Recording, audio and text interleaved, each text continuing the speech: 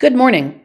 This update is being recorded about 48 hours after the school budget town meeting on May 2nd, and it is designed to reflect friendly amendment adoptions that were made by the Edgecombe School Committee and supported overwhelmingly by the Edgecombe citizens. In Article 2, there was a reduction to reduce the amount for regular instruction by $10,216. This reflects the fact that the actual health insurance premiums came in lower than we had originally budgeted for in the budget development process in February and March. This change reduced the overall amount in Article 2 from $2,456,311 to $2,446,095. A similar friendly amendment was offered in Article 3 to cover the same reduction in health insurance premiums for staff whose salaries are reflected in this article. This reduced the amount by $9,780, down from $927,221 to $917,441. The same amendment was offered with regards to Article 8, school administration. This reduced this line item by $5,188, so it decreased from $221,886 down to $216,698. Article 9 was a little bit more complicated. There are two parts to the friendly amendment that was offered in this article. One was to follow the pattern of reduction of health insurance premiums. This reduced this warrant article by $1,032.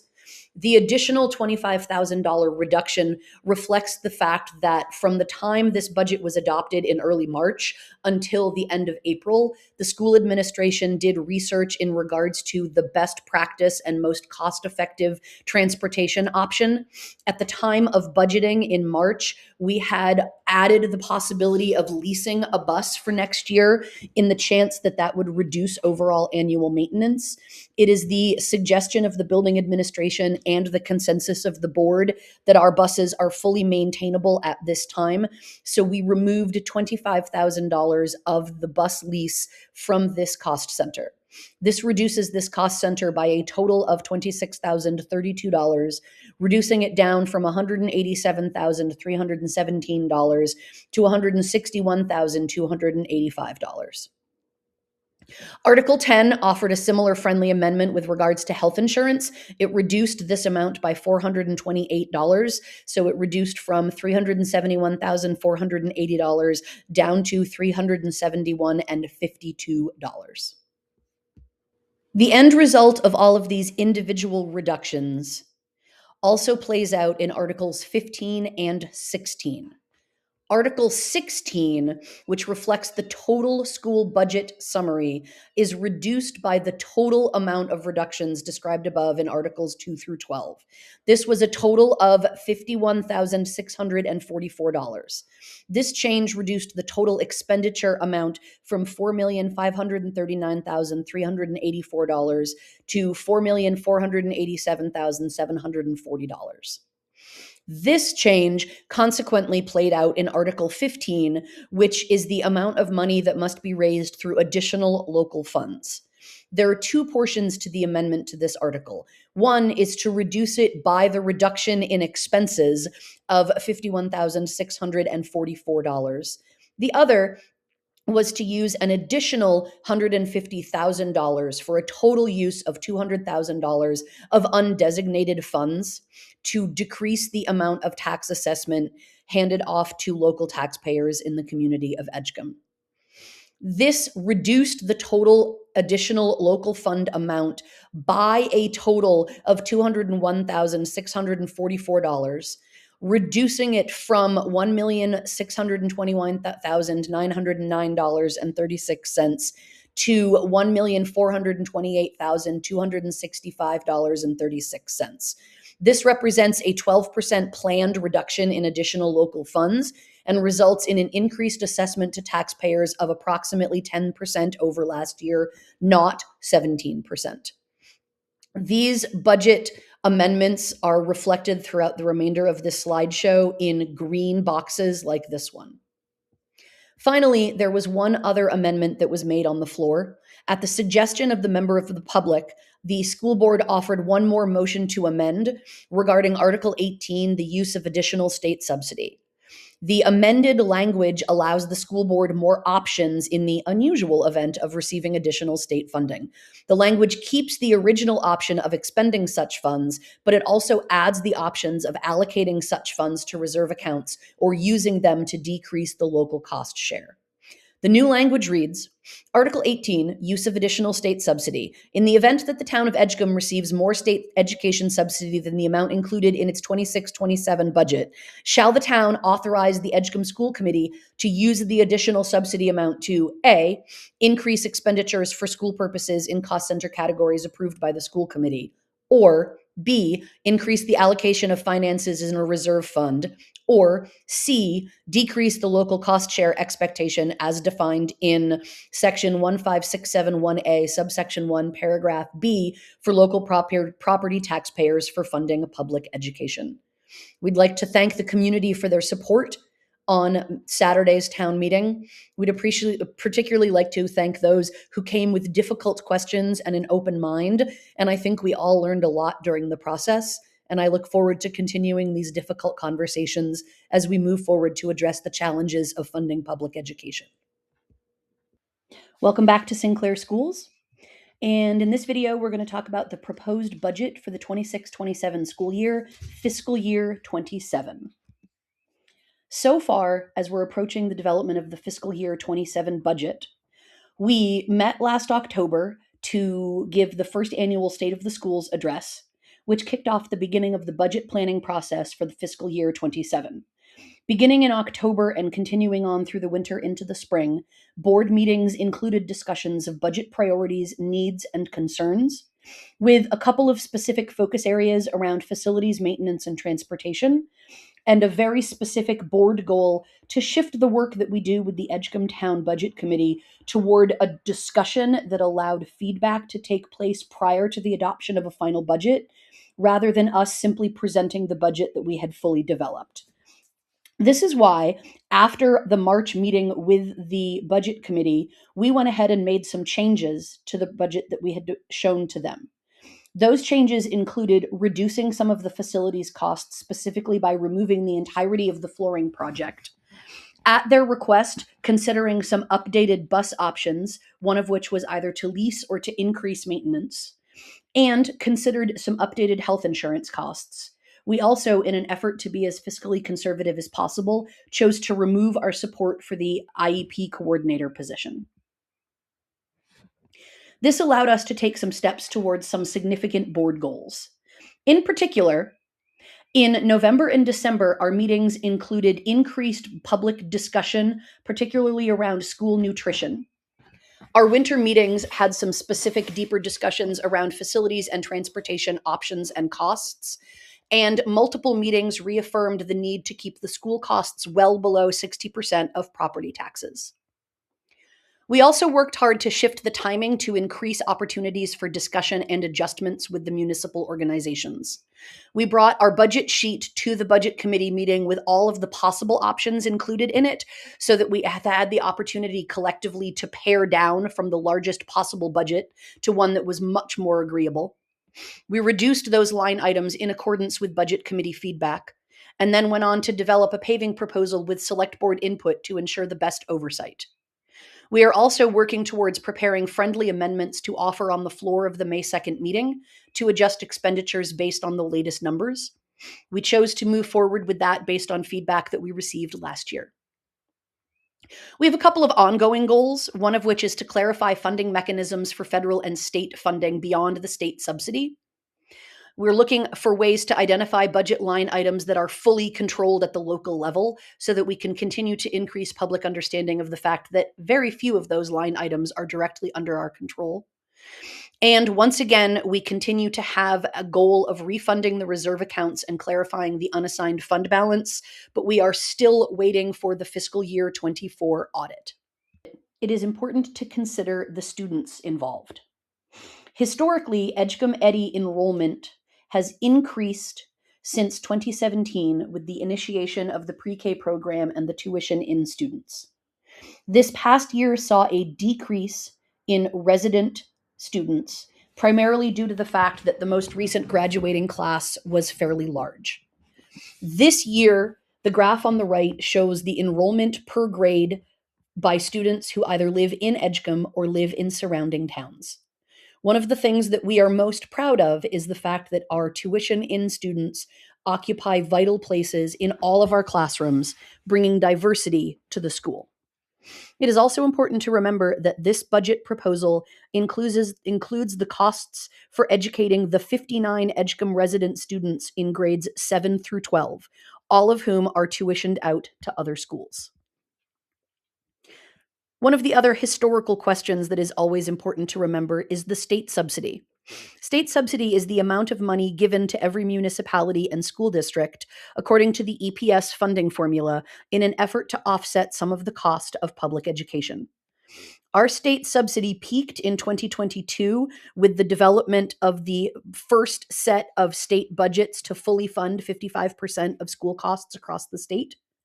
However, the following year, when we successfully paid off the remainder of the building, our state subsidy reduced to a little bit more than $400,000 and has slowly risen over the past few years to an estimated anticipated amount of $493,415 in fiscal year 27. The other piece of information that the school board considers every time we put forth a budget is anticipated tuition revenue. Historically, the actual tuition revenue, beginning all the way back in 2014, increased slowly every year until 2023 and 2024. At that point in time, it became increasingly obvious to both the community and the board that we were overly conservatively estimating anticipated tuition revenue. In the past two budget cycles, we have worked hard to properly anticipate while conservatively estimating the amount of anticipated tuition. We also have to take into consideration the fact that if a student who is attending Edgecombe Eddy as a tuition-in student also receives special education services, their special education additional tuition amount is also included, but it comes in as special education tuition revenue rather than regular education tuition revenue. Every year, I like to stop and review a little bit about the way in which funds flow in and out of the unassigned fund. So, if we consider all of the money that has been set aside for Edgecombe Eddy School and the education of Edgecombe students, all of those funds live in the unassigned fund as long as they have been raised or designated for educational purposes. Money enters the unassigned fund through one of three ways: the state subsidy, tuition revenue sent by surrounding towns, and the assessment paid by local taxpayers. Money leaves the unassigned fund once it has been voted on in the 11 cost centers during the process of adopting the annual budget. That money has been allocated for expenditures through the annual voting process. Throughout the course of the year, that money is spent to pay the bills, and any unspent but budgeted money is returned to the unassigned fund at the close of the fiscal year. If the town voters have authorized setting aside funds into a reserve account, the school board can make the choice to do that. We, as a board, have historically chosen to only make that move once we have the most updated, audited information possible. Running underneath and alongside this budgeting process is the grant application process. Grants, which could include private grants, but also include mechanisms such as title funding and IDEA funding, is something that is taken into consideration during the annual budgeting process, but must be treated through a separate budgeting mechanism due to the restrictions around those funds. Numbers that should be considered in the discussion of any annual budget. One is overall expenditures. Overall expenditures are categorized in 11 cost centers as dictated by state accounting. Cost center number 1 is regular education. This includes all general education, pre-K through 12 salaries for teachers and ed techs, substitute teacher salaries, benefits, classroom and instruction supplies, and professional development. In the planned fiscal year 27 budget, regular instruction line is up 9.9%, or approximately $220,000. This is predominantly due to salaries and insurance, but it also includes the tuition outgoing payments for students in grades 7 through 12, and that rose this year. Cost Center 2 covers special education. Special education this year is up 9.4%, or approximately $80,000. This covers special education teacher and ed tech salaries and benefits. It covers the special services costs that are determined by the AOS budget.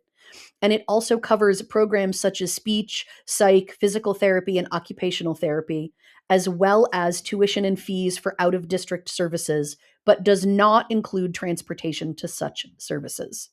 The change in this cost center is due predominantly to newly required services. Please note that if those costs are associated with students who tuition into the district, then matching revenue is received in order to offset those costs. Cost Center 3 is career and technical education. This would cover the cost of education received at vocational instructional programs. These programs occur at the secondary level, and thus, while there are EDGCOM students who are receiving them, none of them are directly funded through this budget, so this cost center is zero. Cost Center 4 covers other instruction. This would include areas such as co-curricular and extracurricular or summer school programs. Historically, this has been money that was set aside for the Chewonki Outdoor Encampment Program for the 6th grade. This is a long-standing EDGCOM Eddy tradition. Due to a significant rise in costs associated with the Chewonki program, the board, with the support of the administration, examined other options and has chosen to try a similar program affiliated with Hardy Roots this upcoming year. Because of this choice, this other instruction line has only gone up by approximately $500. Cost Center 5 is student and staff support. This year, this cost center is down 2.6%, or approximately $4,000. This is predominantly due to a reduction in planned staff coursework, as well as a shift in technology and software costs out of this line and into the AOS budget. This cost center covers guidance counselors, social worker, and nurse salary and benefits, as well as student testing and computer hardware and software. Cost center number 6 is system administration. This represents EDGCOM's portion of the AOS budget, which includes central office business. This also covers legal fees, annual audit services, and things of that nature. This line item this year is up 17.7%, or approximately $30,000. This is because over the last couple of years, there has been a decision in how to manage the AOS cost sharing for the position of the Director of Technology. Last year, the decision was made to bring that position out of the CSD, where it was a position that was supported by other schools through a stipend, and into the AOS budget so that it could be properly supported by all districts. In an effort to smooth over the budget implications, this decision was phased in a 2-year process. So looking back 2 years in fiscal year 25, this line actually went down. Last year, it went up by about $32,000 due to the first of the 2 phases of integrating the Director of Technology. This year, it is up again as the second of 2 years for that change. We anticipate that this increase should flatten in years to come. Cost Center 7 covers school administration. This is the building principal and administrative assistant salary and benefits and other front office needs, and it is down 2.6%, or approximately $6,000, predominantly due to changes in salary and insurance costs. The current number in this cost center is down 1.8%, or approximately $3,000 from last year. This is predominantly due to the completed purchase of the van, as well as the development of a plan for streamlined maintenance. This covers the salary and benefits of bus and van drivers, as well as vehicles, maintenance, and fuel, and has been an area of ongoing work done by the board and the building administration this year. Cost Center 9 is facilities and maintenance. This is up 8.7%, or approximately $30,000. This change is due predominantly to rising costs of utilities and building insurance, as well as an approximately $12,000 plan for replacing the external doors. This line item includes custodial staff salaries and benefits, cleaning, repair supplies to buildings, and minor and short-term building and grounds upkeep and maintenance. Cost Center 10 is debt service. This line is reserved for the repayment of loans for school construction. EDGCOM has none at this time, so this cost center is zero. Cost Center 11, the last cost center, is all other expenditures. This currently is up 96.6%, which is an approximate increase of $33,000.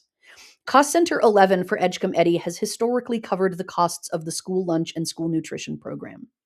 Historically, Edgecombe has contracted with the CSD to bring in food and staff from their kitchens and staff for all nutritional and school food services.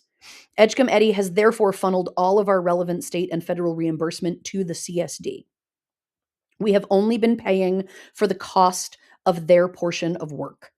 That contract with their kitchen has averaged around $35,000 over the last couple of years. The proposed change to this cost center includes hiring one full-time staff member who would move food preparation out of the CSD kitchen and into the in-house kitchen at Edgecombe Eddy School. There are two main goals in this. One is to improve the efficiency of the use of current staff time, many of whom are required to spend time overseeing and supporting snack and school meals. It is also designed to improve the quality of meal preparation simply by ensuring that food is as fresh as possible. The proposed increased costs in this cost center include salary and benefits, as well as an $8,500 one-time equipment cost. The annual real costs for moving this position in-house are unknown, as grant funding around school nutrition programs will decrease costs moving forward in the future. Overall, all of these expenditures, as currently written, create a 9.2 increase in expenditures. That is an increase of approximately $380,000. This occurs for a couple of reasons. There are some increased special education needs. We are in year 2 of increases at the AOS level. We have increased outgoing tuition costs due to the number of students in grades 7 through 12, as well as increased utility costs and two choices, both to replace the exterior doors for additional safety and to bring in kitchen staff for additional quality and efficiency. The other question that always comes up when considering budget is the question of what is this going to cost the taxpayer, or what is the local assessment to taxpayers going to be? And here is where we need to stop and talk about use of unassigned funds. The use of available funds to offset the assessment to property taxes has been between $488,000 and $150,000 over the past several years. The lack of the most current audit, particularly fiscal year 2024, limits the board's ability to be as bold with this choice as we would like to. The school board does recognize that the assessment is the bottom line. It is the cost paid by local taxpayers.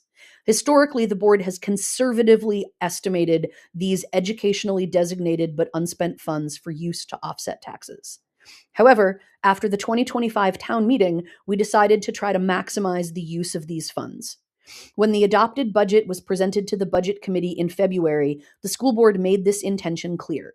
The use of $50,000 in unassigned funds in the budget as it currently exists was clearly stated to be a placeholder amount. The school board anticipates offering a friendly amendment increasing this amount. We will be able to do that most accurately as close as possible to the May 2nd meeting date. Looking back at the history of both expenditures and assessment totals since 2016 and 2017, we will notice a couple of trends. Total EES expenditures by fiscal year increased slowly from 2017 to 2022, showed a small decrease going into 2023, and then has continued to increase at a predictable rate. Looking at the assessment totals going all the way back to 2016 and comparing those to a 4% annual COLA increase, you will recognize that despite a couple of years of significant increases, the overall trend over the past decade keeps the assessment total in line with cost of living increases. Recent increases have appeared to be much more significant due to the fact that for 3 consecutive years in 2020, 21, and 2022, significant dents were made into the unassigned fund to reduce the assessment to the taxpayers, as we were beginning to come out of the results of the COVID-19 pandemic. The other historical trend that the board really tries to pay attention to is the percent of town taxes that are going towards education. Once again, looking back at 2015 and 2016 before the beginning of the tuition in program, the percentage of town taxes for education were higher than 60%, peaking at almost 62.5%. Since then, those numbers have dropped below 60%, and most recently were 54% of the 2025 tax year. School budgets are adopted through a series of warrant articles. Warrant articles are written so that the voters in a town like Edgecombe authorize elected officials to raise, appropriate, and expend funds.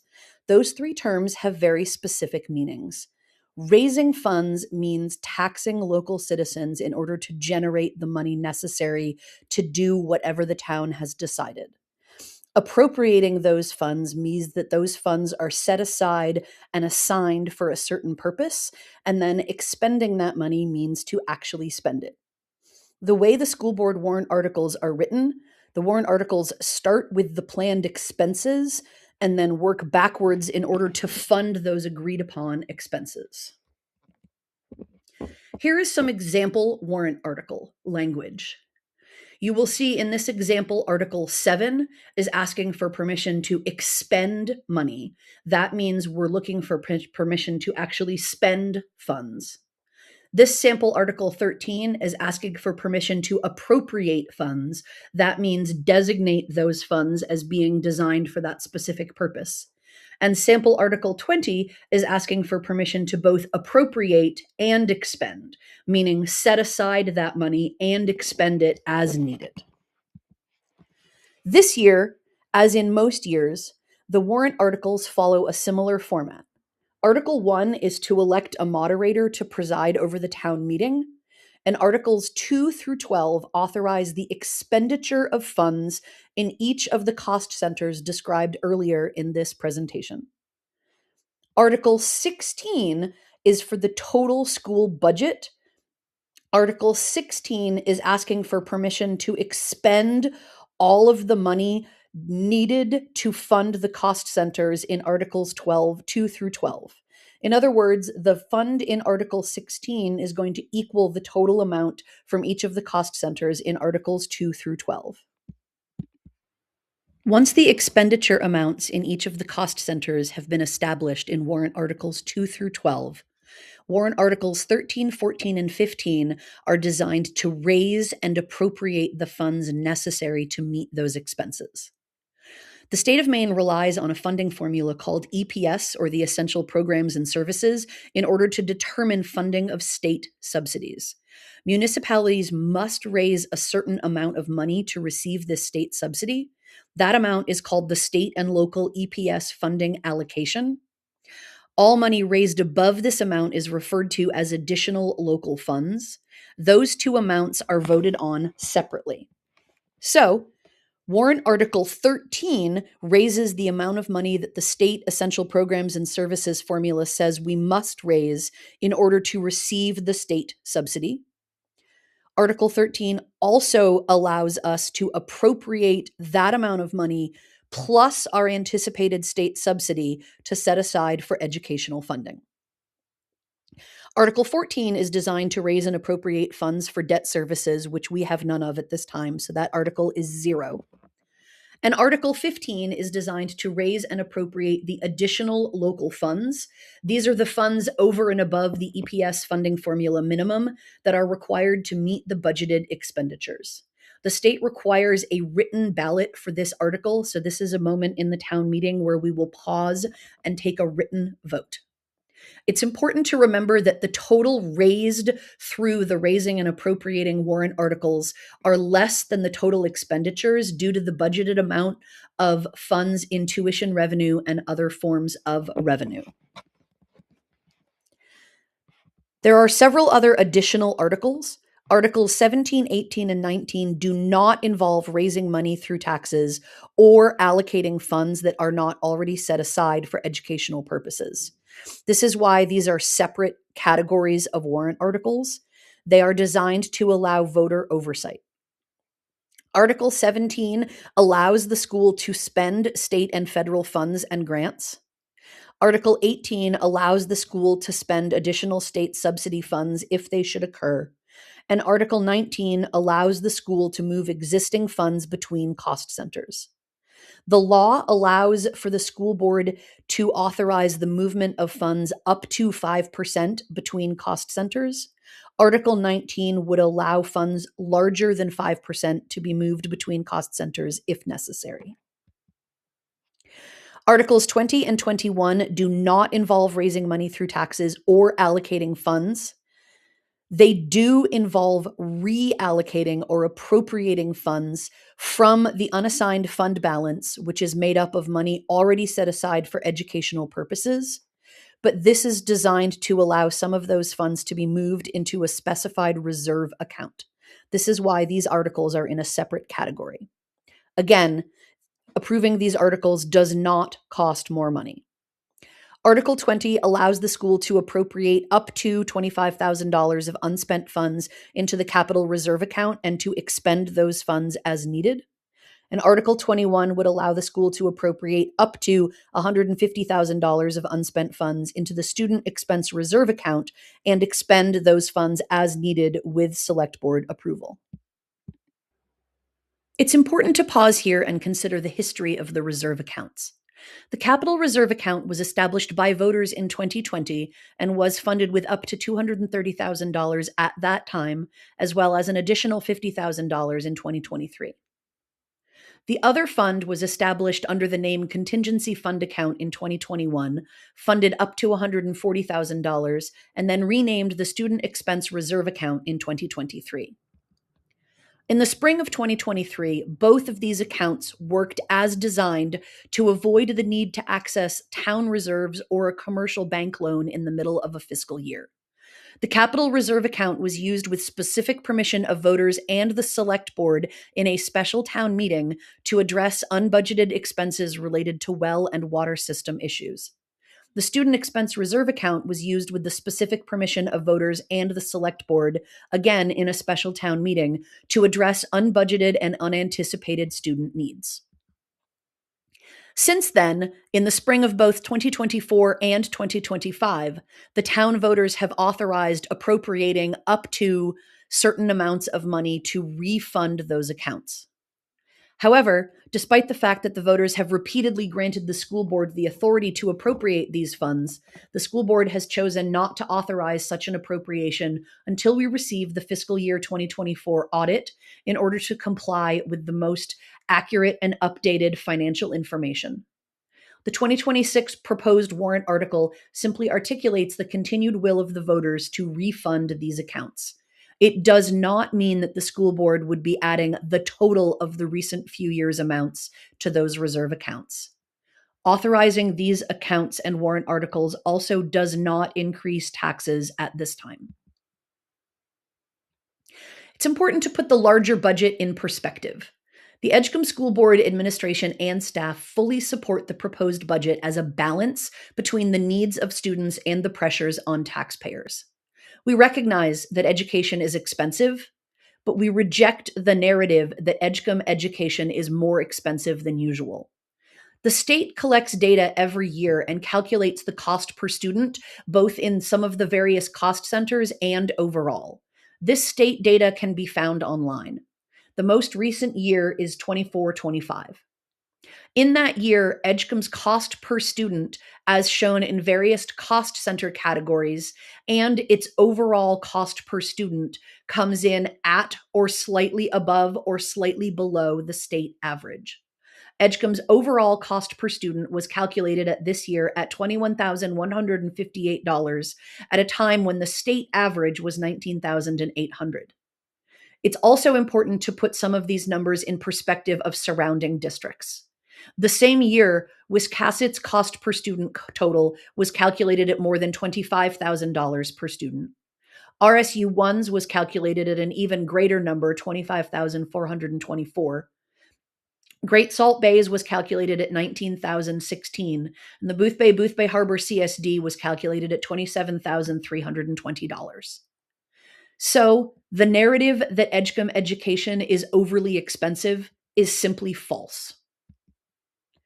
Looked at another way, based on fiscal year 24 data and simply calculated as the overall expense divided by the number of students educated, a simpler formula than the one used by the state, Edgecombe's cost per student continues to be similar to that of surrounding districts. We are in the middle of this chart, slightly higher than Wiscasset, Brunswick, and Portland, but lower than the CSD, RSU1, and Islesboro, tossed in for fun, just to give a demonstration of how skewed this data can sometimes be.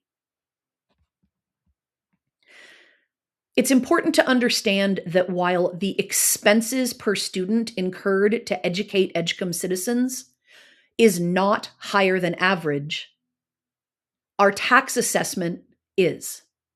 And here's why.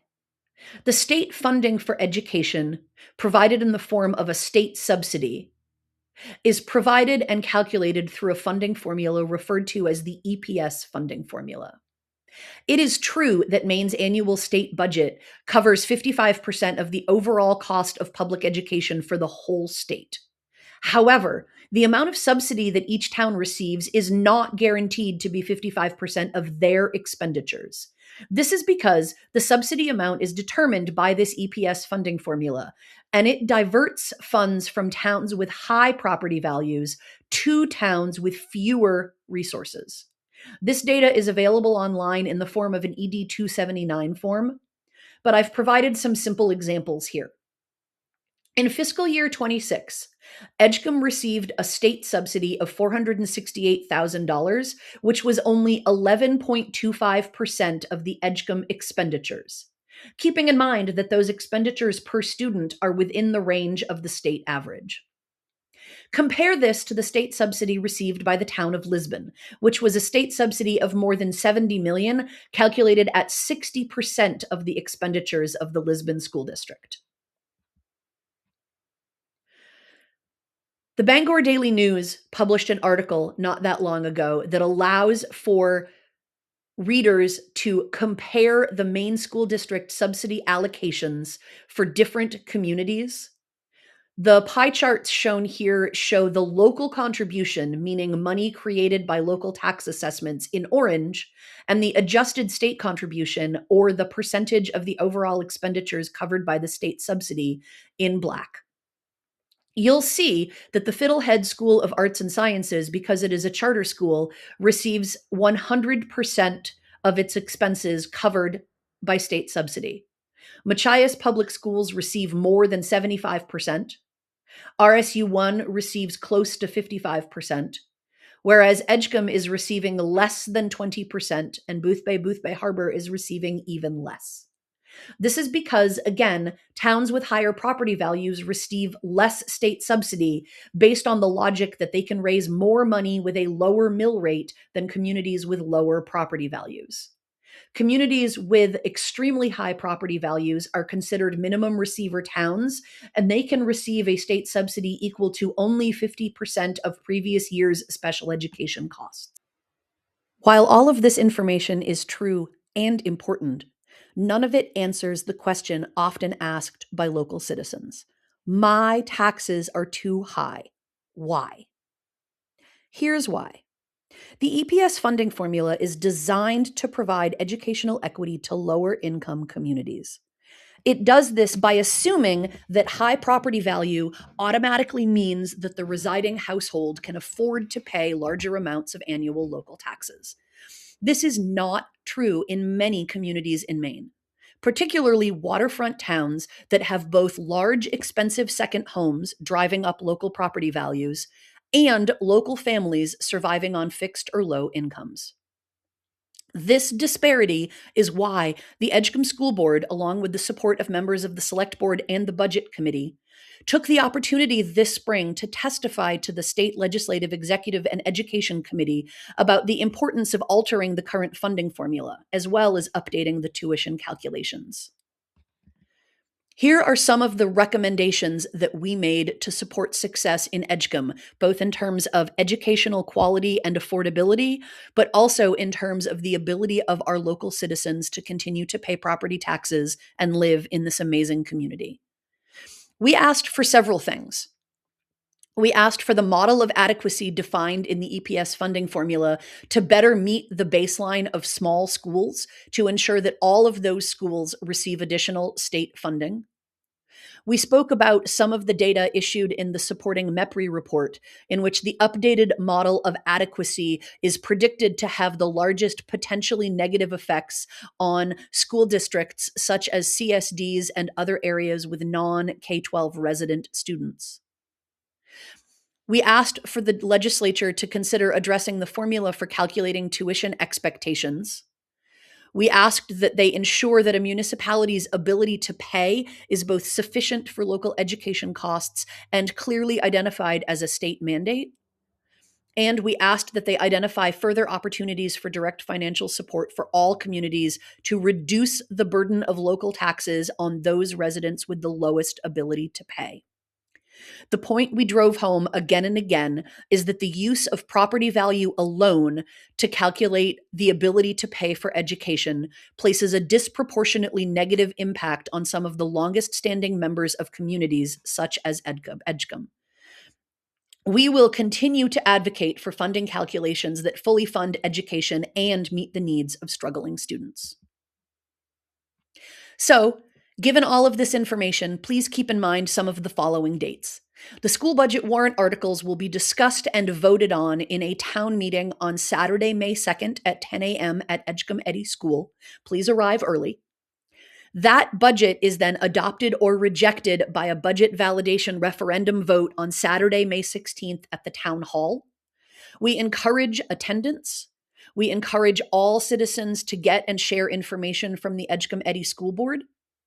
We encourage you to check out a new website, edgecomelearns.org, to gather more information about schools, school policy, and school funding.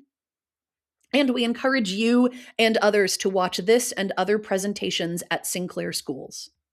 Thank you for taking the time to learn and be invested in your local community. See you soon.